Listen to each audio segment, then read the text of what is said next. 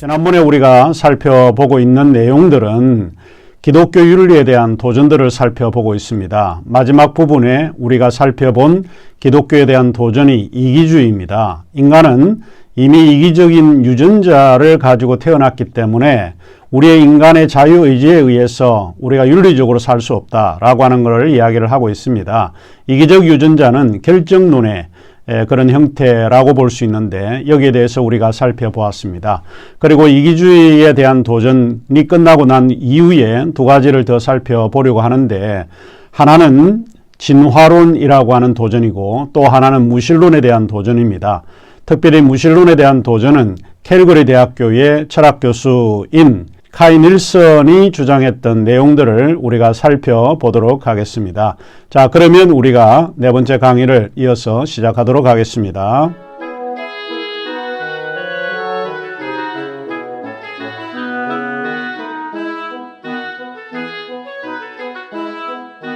사이먼 블랙번이라고 하는 분은 또 Being Good이라고 하는 책에서 우리는 매우 이기적인 동물이다.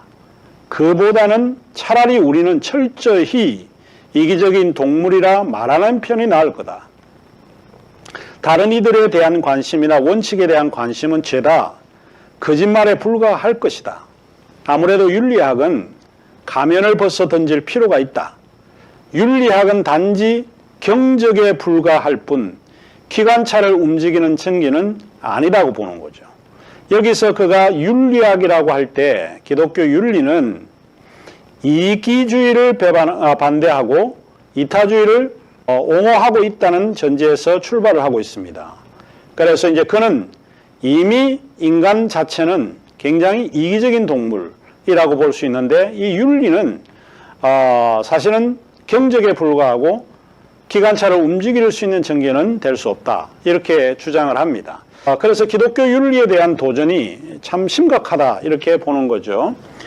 그 다음에 기독교 윤리의 도전 가운데 네 번째가 무엇인가 하면, 기독교 윤리에 도전하는 네 번째 요소가 진화론입니다. 진화론. 자, 진화론은 우리 사회에 널리 팽배해 있는 과학 이론 중에 하나이죠. 실제로 사람들은 과학 이론에 대해 열정합니다. 이는 과학은 믿을 수 있고 신뢰할 수 있는 지식이에요. knowledge이기 때문에 사람들은 과학을 신뢰하고 있습니다. 그러니까 이 기독교 윤리를 우리가 주장하게 되면 이 과학의 진화론에 의해서 공격을 받게 되는 것은 뻔한 사실이 아닐 수 없습니다. 특별히 이제 다윈의 진화론이 기독교 윤리학에 지대하게 도전을 하고 있는데, 진화론이라고 하는 것은 한마디로 자연 선택에 관한 이론입니다. 자연 선택은 생명의 어떤 종의 개체 간에 변이가 생겼을 경우에 자신의 생활 환경에 적응하면서 단순한 것에서 복잡한 것으로 발전을 하고, 생존 경쟁에 적합한 것은 살아남고 그렇지 못한 것은 도태된다라고 보는 거죠.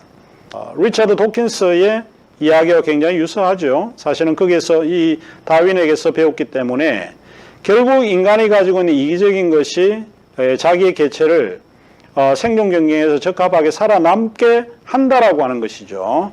이런 다윈의 진화론이 기독교 윤리에 도전으로 작용을 합니다. 특별히 이 다윈의 진화론에 근거한 그 가운데 하나가 생물학적 결정론입니다. 생물학적 결정론에 따르면 인간의 행위가 우리의 생물학적 특성에 의해서 결정이 되어진다는 거예요. 인간의 행동과 결정은 이미 유전자에 의해서 결정되어 있습니다. 그러니까 인간의 행동이 결정됐다라고 하는 것은 이미 프로그램화 되었기 때문에 자유라고 하는 것이 들어설 여지가 없다는 것입니다. 결과적으로 생물학적 결정론은 인간의 어떠한 결정과 행위에 프로그램화 되어 있다고 믿는 것이죠.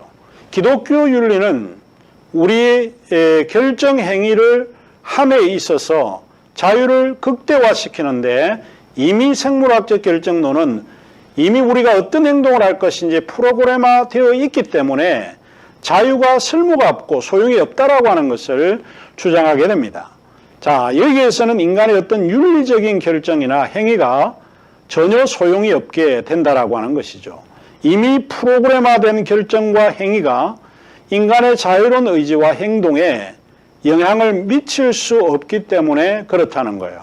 이런 거를 이제 우리가 생각을 해보면 기독교 윤리를 공부하는 사람들이 이런 생물학적 결정론을 주장하는 사람에 의해서 이 도전을 받고 있겠구나라고 하는 것을 우리가 생각하지 않을 수 없습니다. 자, 그러면 생물학적 결정론은 좀 구체적으로 이야기를 하자면 우연성과 결정론의 문제를 이야기를 해요. 우연성은 자유를 이야기를 합니다. 결정론은 이미 필연성이죠. 이 문제, 두 가지 문제를 조금 이야기를 하는데 제가 여러분에게 좀 예로 좀 소개하고자 하는 것이 한국의 전래동화입니다. 한국의 전래동화에 이런 이야기가 있습니다. 너무 잘 알려진 이야기인데 심청전이라고 하는 게 있죠.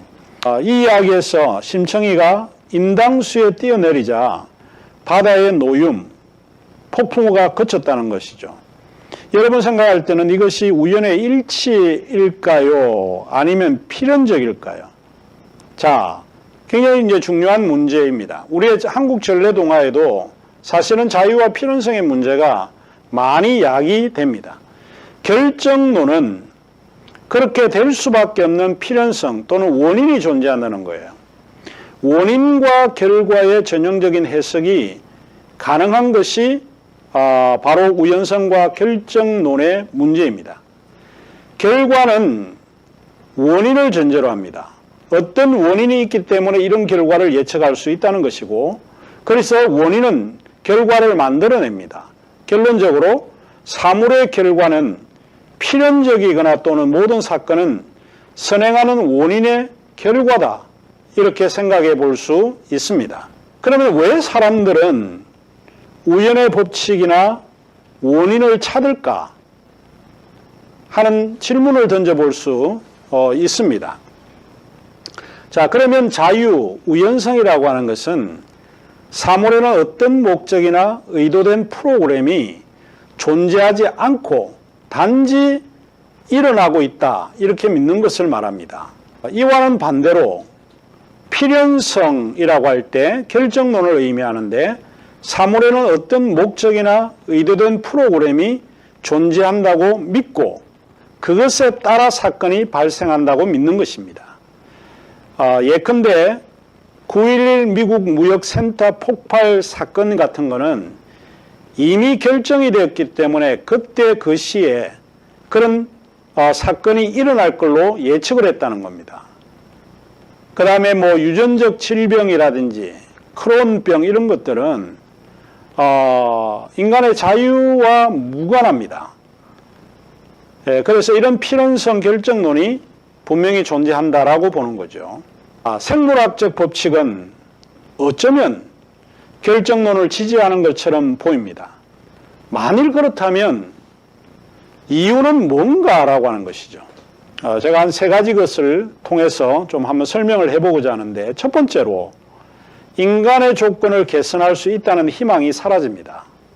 이 결정론을 지지하게 되면 인간의 자유로운 행위를 통해서 사회나 국가나 또 우리가 속해 있는 공동체를 개선할 수 있다라고 하는 그런 희망이 사라지게 됩니다. 이미 결정이 되어 있으니까 그런 거죠. 둘째, 자유의지는 신화가 되고 행동에 대한 책임은 묻지 않을 것입니다. 우연성이나 자유를 허용하게 되면 내가 책임이 있다라고 하는 것을 이야기하지 않을 수 없습니다. 그러나 이미 결정이 됐다면 내가 하는 행위 자체가 나의 행위와 무관하기 때문에 이미 결정된 것에 의해서 따라서 움직이기 때문에 책임을 물을 수 없다는 것이죠. 그리고 만일 결정론을 지지하게 되면 삶의 의미와 목적이 사라집니다. 마치 모든 것이 프로그램에 따라서 움직이게 됩니다. 우리가 언제 죽을지, 또 우리가 어떻게 병이 날지, 이런 모든 것들은 프로그램에 의해서 움직여지기 때문에 이 삶의 의미와 목적이 사라지게 된다는 거예요. 그러므로 생물학적 결정론은 기독교 윤리에 참 엄청 큰 도전이 될 수밖에 없다, 이렇게 보는 거죠. 사이먼 블랙번은 Being Good에서 이렇게 이야기를 하고 있습니다. 진화론은 도덕과 관련된 기획을 무효화한다는 겁니다. 이미 진화적 과정 속에 있는 모든 것이 결정됐기 때문에 그렇다는 거죠. 왜냐하면 그것은 결정된 자연을 바꿀 수 없기 때문에 그렇습니다. 머리카락이 전혀 자라지 않도록 막을 수가 없습니다. 왜냐하면 우리는 머리카락이 자라도록 프로그램 되어 있기 때문에 그렇습니다. 흑이나 갈증을 느끼지 말라는 명령도 소용이 없습니다. 왜냐하면 인간은 그것을 조절할 수 없기 때문에 그렇습니다. 성욕 자체를 금지하고 극도의 금욕적인 규칙도 소용이 없을 수 있습니다. 왜냐하면 인간은 성욕을 조절할 수 없기 때문에 이 성욕은 이미 프로그램화 되어 있기 때문에 결정되었기 때문에 그렇다라고 보는 것이죠. 자, 이런 점에서 생물학적 결정론은 기독교 윤리에 크나큰 도전이 아닐 수 없다라고 하는 것입니다. 자, 그 다음에 이제 다섯 번째 기독교 윤리에 대한 도전 중 하나가 무신론입니다. 우리 기독교를 믿지 않는 무신론의 이런 공격이 기독교 윤리에 크나큰 도전으로 맞서고 있습니다. 이런 질문을 던져볼 수 있습니다. 하나님이 없이도 우리는 진정으로 선한 삶을 살 수 있을까? 기독교의 일반적인 생각은 우리가 선한 삶을 살고자 하고 도덕적인 삶을 살고자 하는 이유 중 하나가 하나님 때문에 그렇다는 겁니다. 하나님이 없이는 우리는 선한 삶을 살고자 할 필요가 없다는 겁니다. 그렇다면 실제 하나님이 없이도 우리는 진정으로 선한 삶을 살 수 있을까? 어느 누구도 하나님을 본 사람은 없습니다. 따라서 하나님은 존재하지 않는다. 이것이 무신론자들의 주장입니다. 두 번째로 하나님은 인간의 투사일 뿐이라는 거예요. 우리가 잘 알고 있는 포에르바 같은 이런 사람들은 실제로 기독교의 공격적인 표현을 서슴지 않았습니다. 하나님이 하나님의 형상대로 인간을 창조하셨다. 이게 기독교 신앙의 기본 원리입니다. 그런데 포에르바 같은 사람은 인간이 인간의 형상대로 하나님을 창조했다는 겁니다. 결국 신이 존재하는 게 아니라 인간이 위대하기 때문에 인간이 가지고 있는 생각에 의해서 하나님이 창조되고 만들어진다라고 보는 거죠. 그래서 결국 인간이 가지고 있는 생각이 투사된 이미지가 하나님이라는 거죠. 그래서 실제로 하나님은 존재하지 않지만 인간이 하나님을 만들어내는 그런 위대한 존재다 이렇게 보는 거죠. 세 번째로 인간은 동물계에서 가장 진화되고 발전된 지성적 존재입니다. 이런 그 지성적 존재는 하나님을 필요하지 않는다는 거예요. 기독교 윤리의 가장 근원이 하나님으로부터 시작을 합니다. 창조주 하나님으로부터 시작을 하는데 인간이 주인이고 인간이 세계의 주권자이라고 하면 하나님이 필요하지 않는 거죠. 이유는 간단합니다. 인간은 상당히 진화되고 발전된 지성적 존재이기 때문에 하나님이 없이도 스스로 결정하고 선택할 수 있고 잘 살 수 있다라고 보는 것이죠. 꼭 하나님이 있어야만 우리가 선한 삶을 사는 게 아니라 하나님이 없이도 인간은 지성적 존재이기 때문에 선한 삶을 자기가 선택하고 살 수 있다 하는 주장을 하게 되는 것입니다. 그 중에 이제 예를 들다라고 하면 세상에는 악과 고통이 존재를 하죠. 따라서 하나님은 악과 고통을 해결할 수 없기 때문에 하나님은 존재하거나 무능한 존재일 것입니다. 사실 악과 고통의 문제는 무신론자들이 기독교를 공격하는 가장 중요한 개념 중에 하나입니다. 하나님은 선하시고 전능하시고 능력이 많으신 분이신데 세상의 고통과 악과 부조리 이런 거를 제거할 수가 없다는 거예요. 결론적으로 이야기를 하면 하나님은 선하지도 않고 하나님은 전능하지도 않다라고 주장을 합니다. 하나님이 살아계시다면 왜 아우슈비츠 사건이나 세월호 사건과 같은 이런 일을 막지 못할 수 있었을까? 이런 이제 비판을 가하게 되는 것이죠. 따라서 하나님은 존재하지 않거나 아마 능력이 없는 무능한 존재일 수밖에 없을 것이다 라고 이제 기독교 윤리에 대해서 도전을 하고 있습니다. 그리고 신을 믿는 종교가 무신론자들이나 비유신론자들이 생각할 때는 오히려 세상에 폭력을 가져왔다고 주장을 합니다. 따라서 하나님을 믿는 종교는 어쩌면 굉장히 유해한 종교인지 모른다 하는 것이 기독교 밖의 사람들의 도전입니다. 성서의 하나님, 성서의 신은 원시적일 뿐만 아니라 혐오감을 더해준다고 주장을 합니다. 따라서 유해하고 혐오스러운 신은 대척되어야 한다. 참 이 기독교 윤리에 대한 도전이 우리가 이제 이 도전에 맞서서 싸워야 되는데 상당히 큰 도전이 아닐 수 없습니다.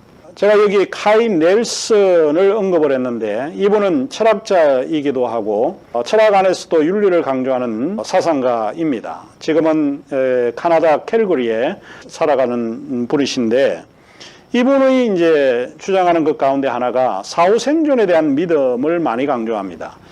기독교인들은 사후생존에 대한 믿음을 가지고 있는데 이분은 여기에 대해서 비판을 하면서 이러한 믿음은 일종의 마취제와 같다 이렇게 주장을 합니다. 따라서 현실을 외면하는 종교의 신은 그가 내리는 결론은 배척되어야 한다 이렇게 주장하는 거죠. 자, 여기에 보이는 기독교 윤리에 대한 도전 가운데 왼쪽에 보이는 분이 카이 닐센입니다. 이분이 이제 쓴 책 가운데 하나가 Ethics Without the God인데 하나님이 없는 윤리학이라고 하는 거죠. 사실 이제 윤리학이라고 하는 것은 하나님이 근거를 잡지 않아도 괜찮다라고 이제 주장하는 사람입니다. 이 카이 닐슨이 지은 책 제가 지금 들고 있는데요. 이게 Ethics Without the God이라고 하는 이 책입니다. 이 책은 실제로 무신론의 그런 성격을 가지고 우리에게 설명을 해주고 있습니다. 하나님이 없으면 오히려 더 그게 낫다라고 이야기를 합니다. 앞서 우리가 이야기를 했지만은 신이 없으면 모든 것이 가하다라고 하는 도스토옙스키의 그런 명제를 지금 굉장히 따르고 있습니다. 그러니까 하나님이 없어야 한 번밖에 없는 이 세상이 평안하고 더 성실하게 살 수 있다라고 하는 이야기입니다. 그러면 강의는 여기서 마치고 5번째 강의에서 우리가 다루고자 하는 것은 이런 기독교 윤리에 대한 도전들에 대한 답들은 어떻게 해야 될 것인가 그 문제를 우리가 살펴보도록 하겠습니다.